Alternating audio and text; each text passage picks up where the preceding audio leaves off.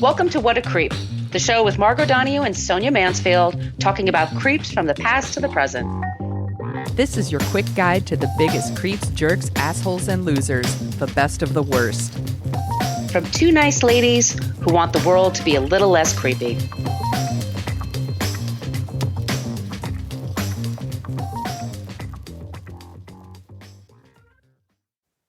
Welcome back to What a Creep. This is Margot Donohue, and my cohort in creepitude, as always, is the amazing Sonia Mansfield. Hey, Sonia. Hello, my friend. Hello, my friend. We are the podcast that talks about creeps from the past to the present.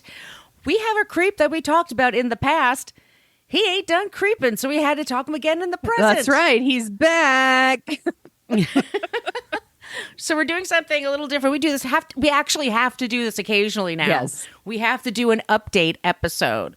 So we start with the update, and then at the end of the episode, we'll replay the original episode. It's from season 4, so it was on our Patreon wall. Yeah. This guy is such an asshole. We talked about him so much, and he's just doing so many creepy things. Oh, I guess I should tell everyone. Yes. We use salty language in this Oh, program. yeah. We fucking do.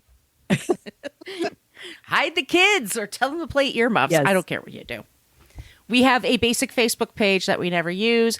Really, we're more interactive in our private Facebook group. So you just type in What a Creep Podcast Group and ask to join. Try to answer the questions as best you can. Yes. Please say that you won't be a jerk when you walk in there. That's it. It's a nice place to hang out. We have today's non-creep, and we always end the show with a non-creep. We're going to do it twice. So the end of today's episode, we're going to talk about what our listeners feel should be our non-creeps of Yeah, the week. that's and a then great we have idea. we have a really cool list at the end. Yes. As well. Okay. We're on Twitter at CreepPod because somebody had What a Creep for 10 years, never used it. Creep. And we're on Instagram and Threads and what else? Blue Sky. Blue Sky. All the What things. a Creep Podcast. All the things. Follow us in all those places. And we have an old-timey email, whatacreeppodcast@gmail.com. If you would like some stickers, just send us your address. I promise you, we will drop them in the mail for you. That's fun for us. That's also a place to send us your suggestions for creeps and for non-creeps. And we really, really appreciate what you do there. Sonia, do you want to talk about the website? Yes, you can go to whatacreeppodcast.com, and it's everything you ever wanted to know about the podcast, but we're afraid to ask. Everything. You can click into each of those blog posts, and we list all the sources in there because we source everything we do. We're not making this stuff up. So if you're looking to do a deeper dive on any of our creeps, that's a fabulous place to start. There's also a link to our Substack. We'll be publishing something in that in a couple days because it's a new month. And there's a link to our merch shop for t-shirts and tote bags and face masks and journals and all kinds of things you can get there. The shirts are super comfy. Can vouch for them. 5 stars. There's also our Patreon. You want to tell them about that, Margot? Patreon, if you want to help us out financially, monthly, it'd be great. Or you could do it yearly. You just want to get that stuff over with. We don't mind. And we use those things for stuff like our the news that we subscribe to, like Rolling Stone and Washington Post, even though that's just turned into a turd pile lately.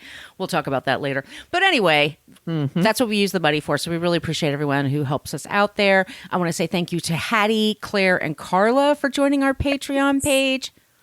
We also put up our first 8 seasons are up on that wall, on the Patreon wall. They're available to you there. And we also put out 2 bonus episodes a month where Sonia and I just kind of shoot the shit and talk about things in the news and more updates from the episodes and things like that. Okay. Oh, and I want to thank everybody that leaves us reviews in iTunes. We got a 2-star one from Angry People thought we were baby boomer haters. That always makes me laugh. But in Spotify, I want to thank Elaine, Jane, Kessler, and Coco. They all left us positive reviews. Thank you. Except, apparently, it's yay, not ye, that Kanye is now. I've heard otherwise. I defend that because I have heard otherwise, and also I think when somebody changes their name 12 times, like I never said symbol when I talked about Prince. So there's just some things. Yeah, I mean, I'm kind of an asshole. We really are doing the very best we can on this stuff. Well, let me rephrase that. Margot is. I'm trying. But thank you. It's fine. You could call us out. Yes. Yeah, that's fine. Yeah. We're grown-ups. Okay, Sonia. Yeah. Ugh. Who are we talking about Yeah, today? we're going to do an update on Vic's. I'm sorry, Vic's. Vince. Vapo rub? Vince McMahon. He is the co-founder of WWE, which is the World Wrestling Entertainment, also known as the World Wrestling Federation. That's what I used to know it as. And Margot did a fabulous episode on him already that you can hear after this update. So stick around for that. This is all new. This all happened starting like last week. So a former employee of WWE, Janelle Grant, is suing McMahon. He's 78, by the way. Well, not that. Just that he's gross. Yeah, Sorry. he's gross. But he's 78. Like, he's getting too old for this kind of shit. He got to live whatever. longer than my parents. Unfair. It always makes me, yeah. Unfair. I'm sorry. Some people, they really make me furious that they're still walking. Yes, she is suing him. She's accusing him of physical and emotional abuse, sexual assault, and sex trafficking, all from 20. Oh, wait. Sorry. Do we have any trigger warnings? Yeah. Sorry, everybody. Sexual assault. I apologize. That's okay. My bad. Sorry, because the trigger warnings are going to come later too when you get to Oh, further sorry. down. I'm so sorry. No. It just popped in my head. No, but you're right. Like, if you don't want to hear this stuff, this episode is definitely not for you.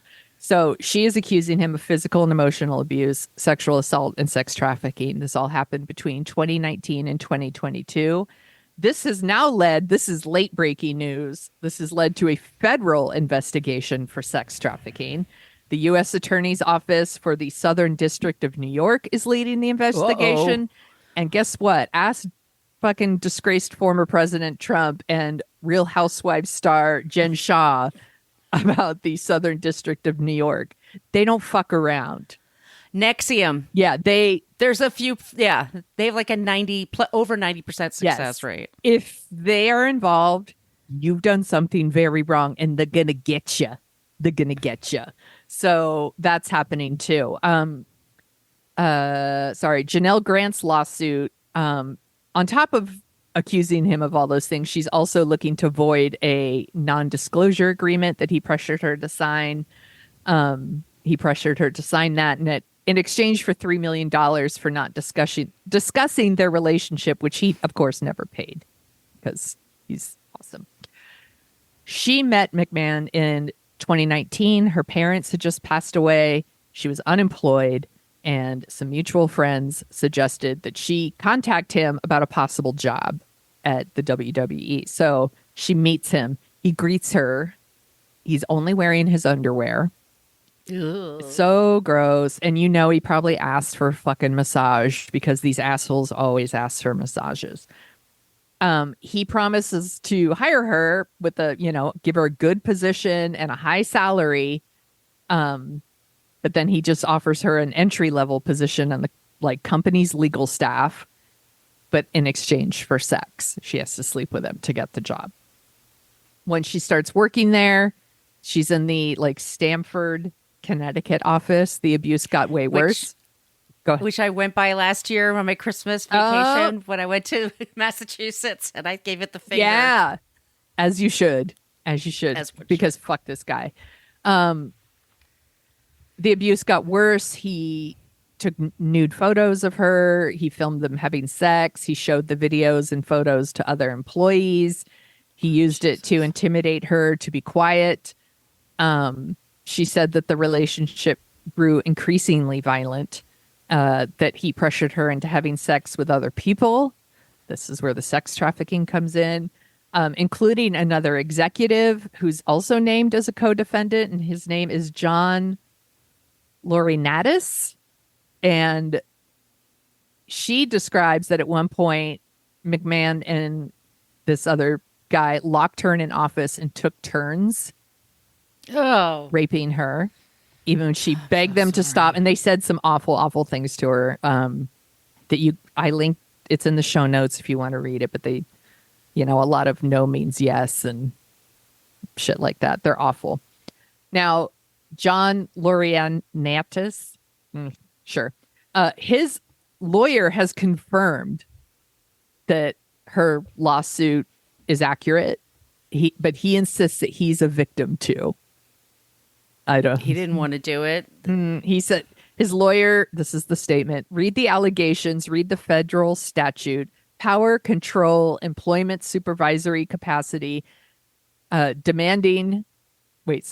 dictatorial sexual demands with repercussions if not met. Count how many times in the complaint McMahon exerts control over both of them. So he's arguing that he was also forced to do this.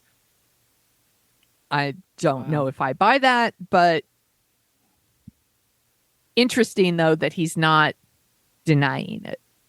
Like, he's like, Right. yeah, these things happened, but I'm not to 'Cause blame. it's the Southern District of New Yeah. York. He's coming up with Yes. his defense. Yeah. So in 2022, McMahon told Grant that his wife has now learned about their relationship and he fired her. He pressured her to sign a non-disclosure agreement. He didn't pay her, obviously, because he's awesome. And around this time, this is the reason we did the episode we did before. There were all kinds of questions there was all kinds of sexual misconduct allegations going around. And the WWE did their own investigation. And they found that he had spent almost $15 million between 2006 and 2022 on payments to women who had accused him of sexual misconduct. And he recorded those things as business expenses. That committee that did the investigating, they never interviewed Grant. They never talked to her, like, according to the lawsuit. And she says that the whole investigation was a sham. Like, since she filed her lawsuit, now McMahon has resigned from the WWE board. He had already left the company, but he was on the board. Now he's left the board. He's denying it. He's saying that it's not true. Of course, he's saying that, but that he resigned out of respect for the WWE universe. Mm-hmm. Yeah, he's so respectful, y'all. So that's the update. This is where literally just today they announced the federal investigation. This guy's going down. He's going to get jail time for this, as he should, because fuck this guy. And when you listen to the rest of the episode, you're going to be like, yeah, fuck this guy. He sucks. Right.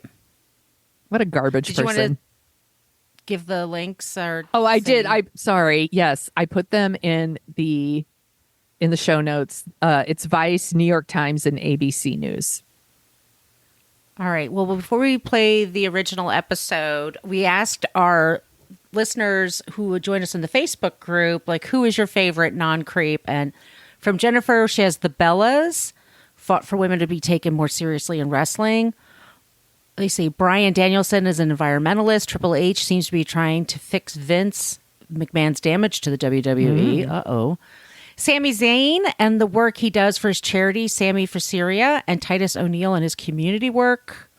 Rebel, I wrote this stuff about Sammy for Wrestle Joy. Hope it helps. We'll put that link in the show notes. Thanks, Ree. Mick Foley, this is also from Jennifer M. Mick Foley now writes children's books. John Cena holds the record for the most Make-A-Wishes granted. He's pretty amazing doing that. And those things aren't nothing. Like, people are like, Make-A-Wish. No. Like, it's amazing what they do. He's flown to the Ukraine to help people. It's amazing. Finn Balor is a straight wrestler who wears a rainbow gear to raise awareness and piss off bigots. I love that. Seth Rollins roots for underdogs and does a lot of charity work. Captain Lou Albana. Oh, this is from Marissa, our friend Marissa. Captain Lou Albana, Cyndi Lauper, Rowdy. That's all I got. Lou Albana's brother was my driving instructor in high school. Amazing. By the way, Carl Albana. Mick Foley is number. This is from Binksy. Oh, Binksy. Mick Foley is number one for sure. A few more to come to mind. Though, if there are creep stories about them, please strike them off the list. We can't do all that, but we will eventually. Millie McKenzie, one of the first women to highlight the speaking out abuse allegations in pro wrestling. All of the members of Best Friends stable at AEW, Mickie James, Hiroshi Tanahashi, Chris Nowinski, former pro wrestler, now neuroscientist researching concussions. Whoa, wow. Cool. Finn Balor, Renee Paquette, Don Hayes, and Denhausen. Carrie says CM Punk. He's also super hot too. Blata told us that China, such a smart, amazing person, was done wrong by the world of wrestling. Agree. Kevin, this is also from Blata. Kevin Von Erich, so much tragedy in one family, but he seems like such a great person. Oh, that's all covered in the Iron Claw movie. Oh man, yeah, that's a punch in the heart. Ooh. Annie, our friend Annie, Andre the Giant. We all remember him from The Princess Bride, and he apparently was a really sweet person. Rowdy Roddy Piper too, and she said, "I don't know anything about Glow for the awesome series with Allison Brie and Mark Maron, but maybe one of those women's is non-creep." I haven't heard anything creepy about any of them, so that's all sounds good to me. But those are our non-creeps for this particular update. That's a good list. We also have a whole list at the end. There's a whole lot of creepiness with this guy, so just kind of bear yourselves, but just to inform yourselves, because this guy's going to be... They're going to be talking about him a lot in the media. Yeah, in the months and years to come. Yeah, unless he takes a plea deal, this is going to drag out a little bit. So, yeah, just take care of yourselves. All right, everyone. Yes, and once again, all those places that we mentioned at the top of the show, you can send us your suggestions for creeps and for non-creeps. We love when you use the Annie Potts gift. We got one from Ghostbusters, or be clever and do something on your own. Once again, our email is whatacreeppodcast@gmail.com. Sonia, where can they find you, just in case? Yeah, you could find... It's not as current at the end. Assuming we don't have another earthquake here and the state slides into the ocean. We just had one. You could find me at thesoniashow.com and The Sonia Show on Twitter, Instagram, Blue Sky, TikTok, Threads, all the things. You could find me there. Where can people find you, Margot? I'm at Brooklyn Margot for TikTok, for Twitter, and for Blue Sky. That's right. Everything else, it's Brooklyn Fit Chick, and that's also my site, brooklynfitchick.com. All right, y'all. Thank you so much for listening, and now we're going to replay our episode about Vince McMahon.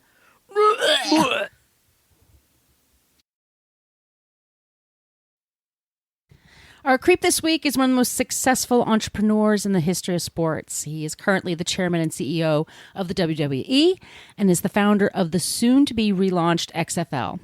He is a billionaire with a great number of businesses under his belt. He is unique and one of the most recognizable CEOs in the media. He is also a total creep and asshole and one of the most despised people in the history of wrestling, which is really saying something. So let's begin at the beginning. Vincent Kennedy McMahon was born August 24th, 1945. And his whole family was in the wrestling business, his grandfather and his father. He joined the WWF after graduating college in the 60s. And let me just talk about these initials we're going to be throwing around here because it gets a little confusing. There's the WWE, which is what he runs now, and that stands for World Wrestling Entertainment. It was originally known as the WWF, the World Wrestling Federation, but they lost those initials to the World Wildlife Foundation. I still get very confused. It's very confusing. In the 80s and 90s, you heard quite a bit about the rivalry between WWF and the WCW, which is the World Champion Wrestling Organization that was run by Ted Turner. But they were bought out by the WWFs. So the McMahon family has basically a monopoly over wrestling right now, professional wrestling here in the States. Or do they? More on that later. So I'm not going to give you the entire history of wrestling or go into detail about all the major storylines over the years because we would literally be here all day. I'm just kind of giving a big overview about Vince McMahon. I keep saying Jim McMahon. He played for the Bears. So if I do that, please correct me.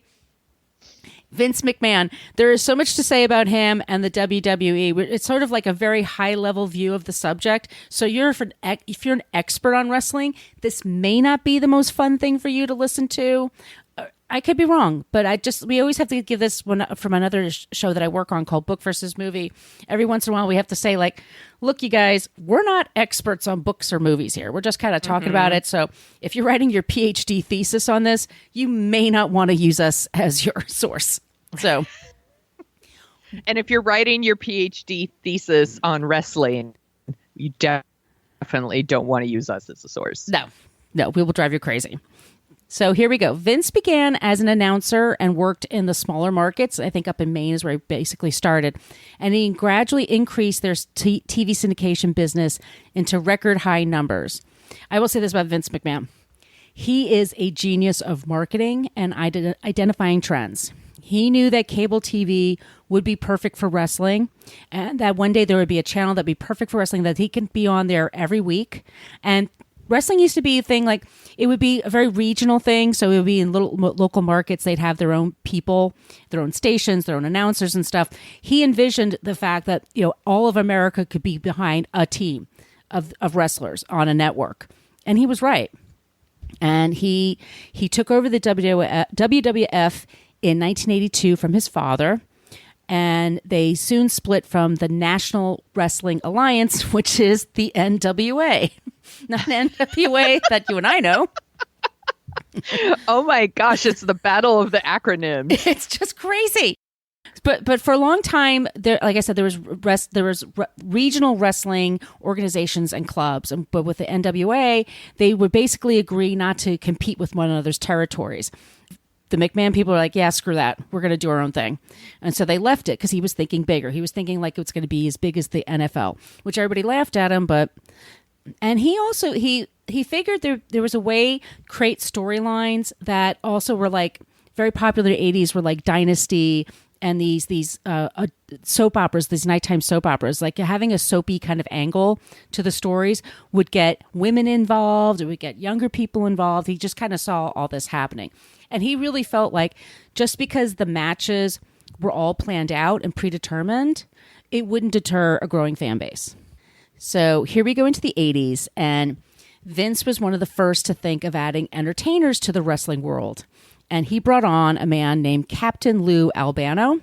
He was a wrestler in the 60s, and then he became a wrestling coach.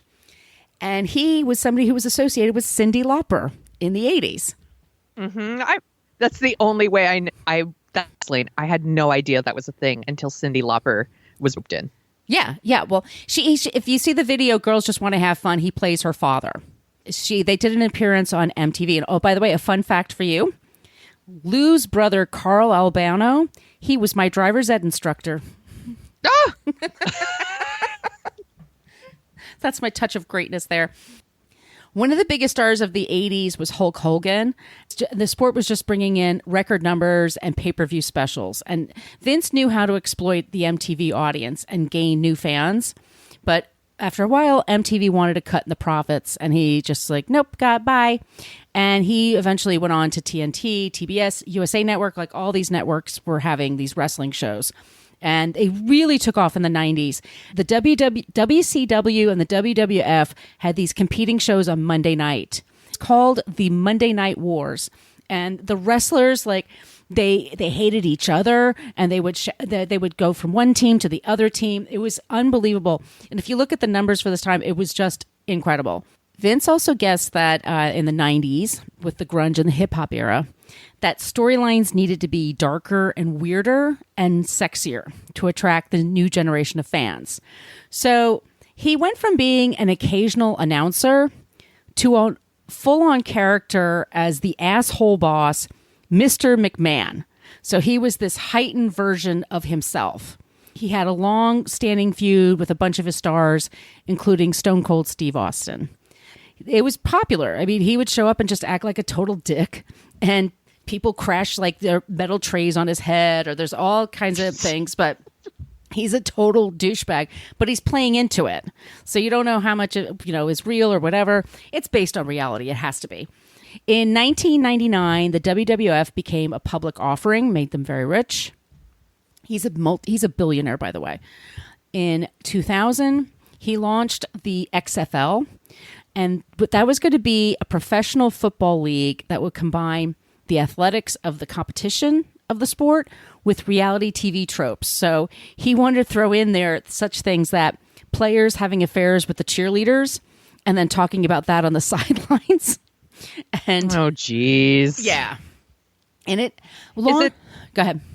I was just going to ask, is it also like more extreme in that there's more physical danger to it? Or is it more staged like wrestling?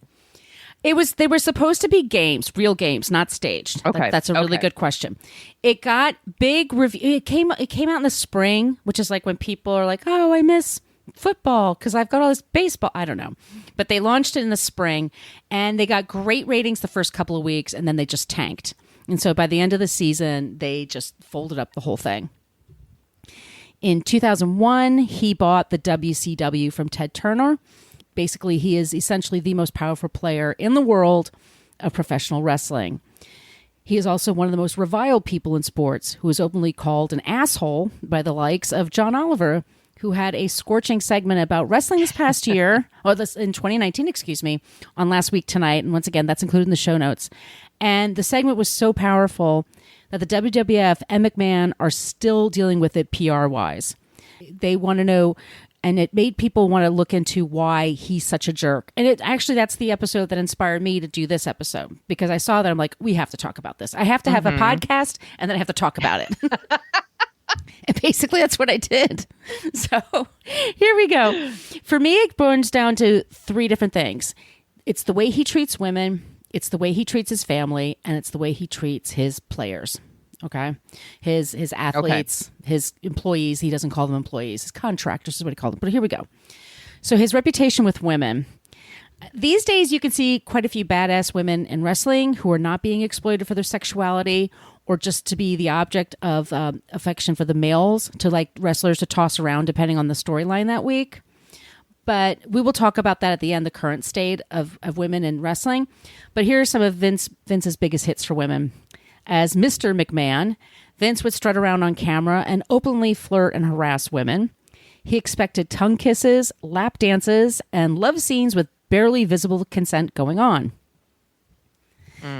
By the way, he has been married to his wife Linda for decades, and they have 2 kids, Shane and Stephanie, and everyone either currently has or has in the past worked with the WWF. Stacy Keibler, I know her from Dancing with the Stars. My parents, they love that show. I remember when she was dating George Clooney. And there is that. Uh-huh. She's 5'11" and like all legs.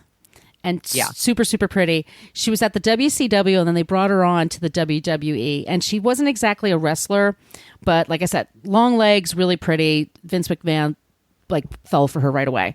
So one of the big storylines he has was that Mr. McMahon's sitting in the center ring and he invites her to come into the ring and then give him a lap dance.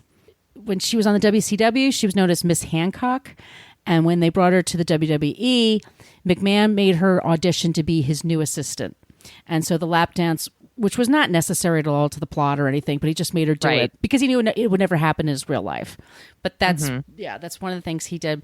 Trish Stratus. I'm sorry, that name. Trish Stratus. Trish was famous in the WWF universe playing a trainer / valet to major players before she started seeing ring time. Women used to have to do that before they would actually be able to go into the ring. Like they had to be okay with the audience had to be okay with them. It was the whole stupid thing. So Vince created a storyline that they were having an affair while his wife was being institutionalized for asking him for a divorce. This is true. Oh, my God. Anyway, this angered his daughter, Stephanie. They started fighting in the ring, Stephanie versus Trish Stratus. And the storyline continues where they fight over the next few weeks. And in the end, Stephanie dumps slop. That's all the word I have for it, slop, on Stratus in the ring. And she's on the floor, covered in slop. And Vince McMahon comes over to her and says that he's dumping her because now she bores him. Oh my God. She comes back a week later. He makes her character strip down to her underwear and crawl on her hands and knees and bark like a dog to impress him. This is disgusting. This is just to appeal to like the grossest male demographic. Yeah. It's so nasty. There are several lawsuits from women who worked for the WWE and had to deal with demeaning conditions. There are lots of stories about him just being gross on camera with women. Also, he's really just not that interested in women in wrestling if they're not super hot. These days, the audience is demanding better treatment for women in the industry, but he has been very, very slow with that. Another woman who was a pioneer in wrestling and worked at the WWF was a woman named Rita Chatterton. She was the first to be a referee in the WWF and possibly in wrestling history. Excuse me, first woman to referee. She was there from 1984 to 1986. In 1992, she went on Geraldo Rivera's show, Now It Can Be Told, and said she was sexually assaulted by Vince in his limo in 86. After she refused to give him oral sex, she said he raped her. He was never charged with this, and allegedly there was some kind of a payoff. There's not much more information about her. There's another one here where in 2006, there was a tanning salon worker who claims he sexually harassed her at the salon in Miami. The police investigated, but they did not press charges. Another storyline he tried, a woman was playing dead in her coffin. When a wrestler is weeping over her, it's an open casket. He decides he misses her so much that he needs one more time with her and proceeds to start to take her clothes off and then climb into the coffin. Oh my, what? That's entertainment to people? Ew. I know. So this is Vince. Yuck. Yeah, it's gross. So this is Vince with his family. He had his daughter Stephanie appear in a storyline where he had her walk into the ring and then be sexually harassed by wrestlers. This is actually several times. She had somebody wrote in one of the blogs I read, like, she was harassed more than like one season of Special Victims Unit. Like, it's like all the time. Oh my God. It's like Law and Order's SVU. Like, that's what she had to deal with. She's been stripped. She had to strip in the ring. She's been tackled and then forcefully kissed by her male opponents in the ring. One time, she was acting as if she went into a coma when she hit the mat, and her opponent crawled over and kissed her unconscious body. He lets this kind of thing go on with his daughter? His daughter. Okay.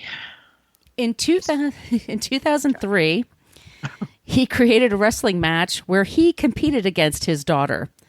Let me repeat that. For 10 minutes, he wrestled his daughter on TV and in front of a huge crowd. And it only ended when his wife threw the towel into the ring. There's a 2006 documentary about Vince McMahon, and there's a scene where he's talking to his daughter who's pregnant. And he thinks it would be an amazing storyline if he was the father of her baby. Ew! What? Ugh. And then she says no. And then he asks her, well, can it be your brother instead? Can he be the father? And she says, no, that's not okay. Eventually, he did have an incest storyline going on with other characters, but it didn't go over very well. I imagine that. I get it, right? As I said, he's been with his wife, Linda, for decades, since the 60s. She used to work for the WWF, but is now more involved in politics. And for one of the storylines, he had Linda appear to be in a coma, and he would make out with a stream of potential WWE divas, and like with her laying nearby. And if she's bothered by his antics, she's never said anything. And then lastly, on top of everything, he's bad with women. He's bad with his family. He's also just a really shitty boss. The WWE has over 800 employees as of right now. Very few of them are actually in the ring, as the WWE never hires wrestlers. Instead, they're all contractors who exclusively work for the WWE but have no health insurance or family leave or any of the things one has when they're employed by a company. There is no union, and they have no bargaining power because there really isn't that much competition. They can't work for anyone else, they have no control of their schedules, and they don't get any benefits. Some stars... Holy shit. Yeah, it's really, really bad. The World Wrestling Entertainment doesn't hire wrestlers. They just have contractors. That's how they look at them. They get a yearly physical. They get, like, if you have drug or alcohol issues, they have like programs for that. And they'll test your head functions, your brain functions. But other than that, you're responsible for all your own health care. If you break your arm in the ring and there's video of it, they will pay for that, to be fixed. But if you are out more than 6 weeks with an injury, they fire you. Some people become huge. That's insane. Would you? I wouldn't keep that job. Somebody else. This is ridiculous. Yeah. And some people become huge stars and they command big salaries. More often than not, they work tirelessly and they have to pay for the consequences of this kind of living. The wrestling industry makes a ton of money and is one of those highly prized events, being WrestleMania. WrestleMania makes more money than the World Series. That's how much money is out there. But the Holy shit. yeah, I didn't know that. yeah. It's in the top 10. It's like it's number 6, and the World Series is number 9. These are American events, by the way. Many wrestlers have issues with substance abuse due to pain pill addiction, or they have issues from taking steroids. My point being is that they have a very high, remarkably high death rate. A lot of wrestlers tend to die in their 40s, 50s, and not well up into their 60s. Just like football players. But here's the thing. The NFL finally has a union. So you can complain to your union if something's wrong. They also have what's called a legacy fund. So for older players that need help, there's a fund for that. Right. They do not have that in wrestling. Once you're done, they just leave you to your own devices and you're just dropped. And Bret Hart is a very famous former wrestler, and he talks about how Vince McMahon treats them like they're circus animals. You know, he just drops them when he's done with them and doesn't think twice about it. His brother Owen Hart was killed during a performance when he fell 78 feet from the ceiling into the ring. He was supposed to be, he was supposed to be lowered into the ring, and something went wrong, and he fell to his death. And the family settled with an $18 million suit against the WWE. But most wrestlers, if you have to prove that you got, like I said, you have to prove that you got hurt during the match, or they won't help you with anything. There's a lot of fear among players about getting injured. People will work with injuries because they have no other source of income. And then they get hooked on pain medication, and then the cycle of abuse begins. In 1997, one of his wrestlers, Brian Pillman, he died of a heart condition at the age of 35. And it was just one of those previously undiagnosed conditions, but he'd also been known for having trouble with drugs and alcohol.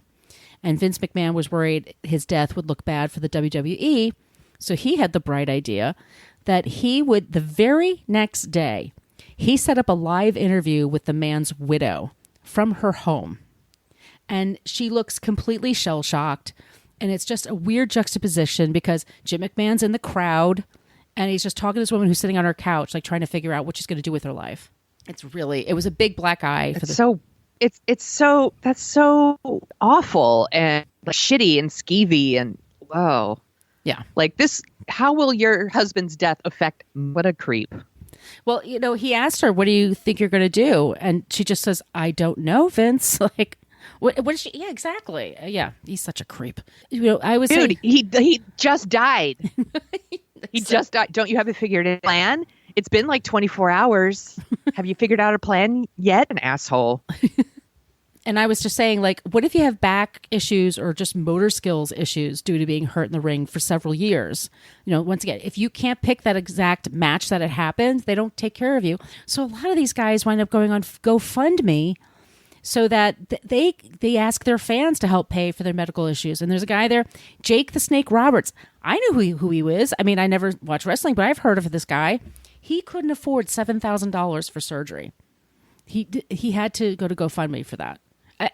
It's insane. GoFundMe is not a substitute for like a proper healthcare system. Right. We are failing people, and he is failing these people are his employees. He wants to pretend they're contractors, but they're not. They're his employees. And this is his workaround to get out of pain, benefits and vacation time and maternity leaves and paternity leaves and things like that. He's an asshole. He's a serious fucking creep that only cares about the bottom line. Yeah, exactly. Well, and I have in my notes, like there's no old folks home for wrestlers. They have them for actors in some other places, but there's none of that for them. There is no healthcare plan to take care of these people who are not technically employees. And by the way, these people, your contractors, are the only reasons why your fans show up. It's not for you. It's for these people. So take care of these people. With you, if you're worth $3 billion, you could be Batman. You could solve problems like that. You know what I mean? And he doesn't do it. No, of course he doesn't. Yeah. They reject these claims. They say that the fact that they offer one free physical a year, a brain function test, and help with substance abuse, that they're doing their job. And I just say, seriously, fuck these guys. Yeah, seriously, fuck these guys. Here are other occasions of why he's a creep. As Mr. McMahon, there's video of him. He just drops the N-word as a supposed joke. That's hilarious. Isn't it, though? I'm racist. In the 90s, he put together a black power gang. I have that in air quotes. And it was called the Nation of Dominance. And in their subtle way, they would shout out to opponents to kiss their black asses. A young wrestler named Rocky Maivia hated the racial overtones and quit the group after a few months. He later on became The Rock. Oh my gosh. Yes. Oh, here's another thing Vince has. You're going to love this. Ready? He has a thing called the Kiss My Ass Club. This is where Vince brings players into the former athletes, former contractors, or whatever you want to call them, into the ring. He drops his pants and he makes them kiss his ass. His bare ass. Fuck that. Has The Rock done this? The No. Rock doesn't need to do this. He's got Fast and Furious money. No, but he Fuck just that. Yeah, it's just to humiliate people. That's his whole thing. Yeah. In the 80s, Vince has also been known to be an asshole to reporters who dare to challenge him. One pretty famous story is reporter John Stossel, who was with 2020 at the time. He told wrestler Dr. D that he thought wrestling was fake, and the man boxed his ears and knocked him to the ground. Oh my gosh. Stossel later got a $425,000 settlement. And then around the same time, Richard Belzer had a talk show, and it was called Hot Properties. And I don't remember this at all. I do remember this. I've always been a Belzer fan. But Hulk Hogan put him in a headlock, and Belzer was being a smartass. He's like, that doesn't feel like a headlock. So Hogan went full headlock on him. He passes out and falls to the floor and cuts his head. Oh my God. But McMahon loved this bad press because he hated the charges that it was all fake. So to him, that these guys are real badasses and beating up reporters was cool. So they got away with it. And so after all that happened, he was able to get them on Saturday Night Live. So Saturday Night Live brings on Hulk Hogan and Mr. T for an episode. And then a couple weeks later, they have WrestleMania in New York and they sell out the place. Mm-hmm. So that's the current state, is that the last few weeks we've had some new news from the WWE. And one of the big ones is that Vince had to fire, or didn't have to, but he fired two of his top executives, Michelle Wilson and George Barrios. For some reason, the money's just not there as like it used to be. Their value's going down. He is ostensibly in charge until they find someone else to run the company. But the stocks went down 21% based on the news. He is still worth billions, so don't worry about him. Yeah, he's not struggling. No. He has health insurance, probably. Of course he is. His next venture is a revival of the XFL that begins next weekend. He is risking hundreds of millions of dollars of his own money on this concept. And this is what he's promising. The games will be shorter, they will be easier to understand, and they will have no politics attached to it. Right. Yeah. By the way, when he says no politics, what he means is no liberal politics. Yeah, or, no kneeling. Yeah, he's a real piece of shit. He's horrible. I hope it fucking fails and he loses millions and millions of dollars. That will make me so happy. But it won't make a difference to him. No. Well, he'll still get like a Presidential Medal of Freedom or something. If he hasn't already, yeah. I actually would watch that ceremony because it'd be a total shit show.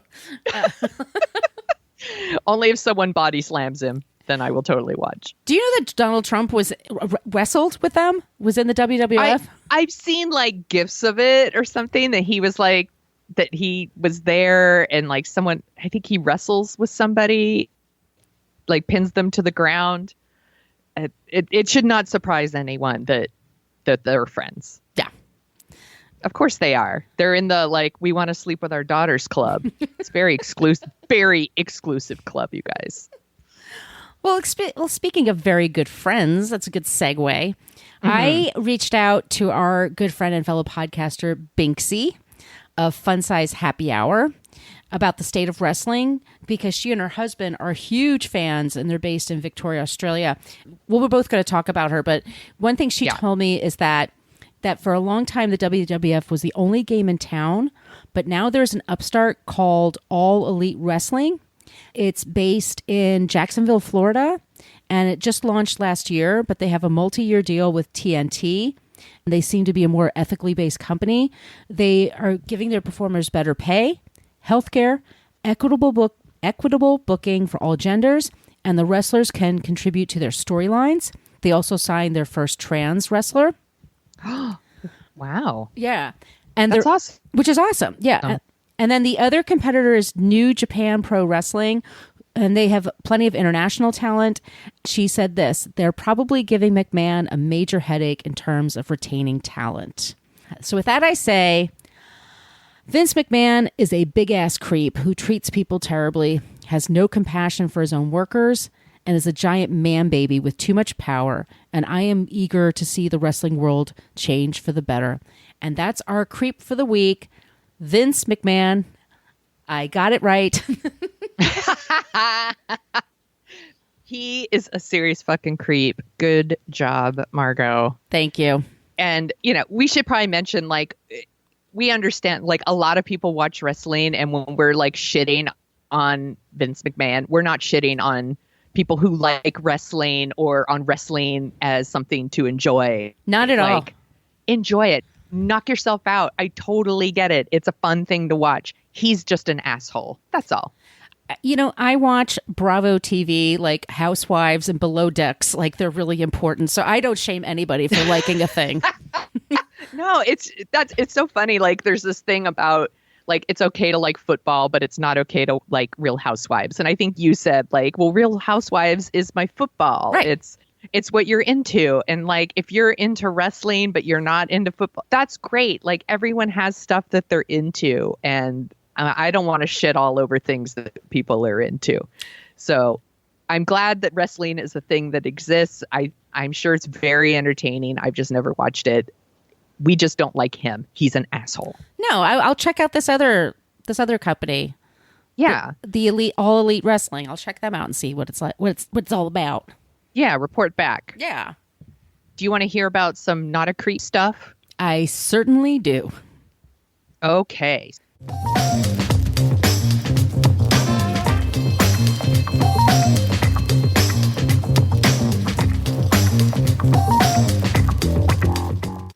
Our friend Binksy, who you already mentioned, is a wrestling super fan.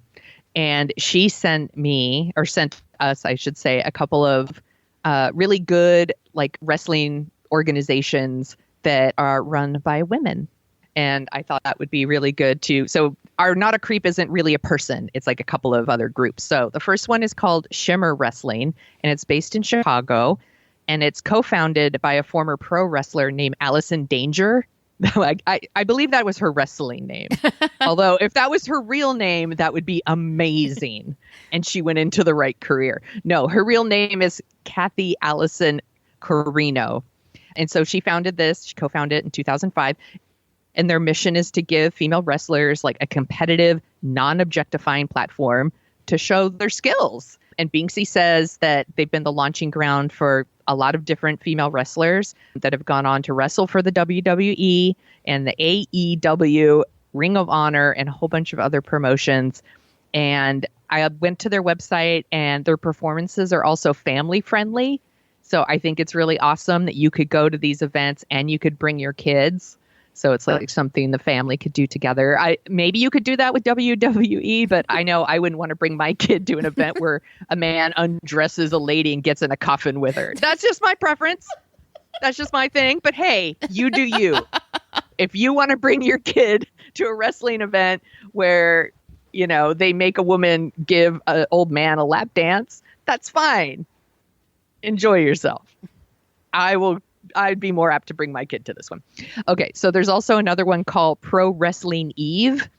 It's like Eve, and then there's like a dash, and it says Right Girls of Wrestling, which was co-founded by this married couple, Ann and Emily Reed.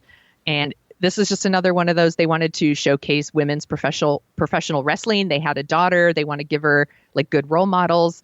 I really like the organization's tagline. It's punk, feminist, empowered women superheroes come to life. Nice. Yeah. And so they give female wrestlers this really awesome platform, but they also do a lot of fundraising for like homeless shelters and groups that help people who are having like need mental support. And then there's a rape crisis center. And then there's this one group called Bloody Good Period, which just made me laugh. Sorry, I'm a child. And the description says, Bloody Good Period aims to create a sustainable flow, pun intended, of sanitary protection for those who can't afford to buy them. That's awesome. I like puns. So those are two organizations that support female wrestling, and they're not creepy. So, and thank you, Binksy, for pointing these and for sending these my way. Thank you so much. So, yes, that's the show today. Thank you for listening to us talk about creeps. You can follow us at What a Creep Podcast on Facebook, Twitter, and Instagram. But don't follow us too closely. You can email us your creepy stories at whatacreeppodcast@gmail.com. But please keep your dick pics to yourself.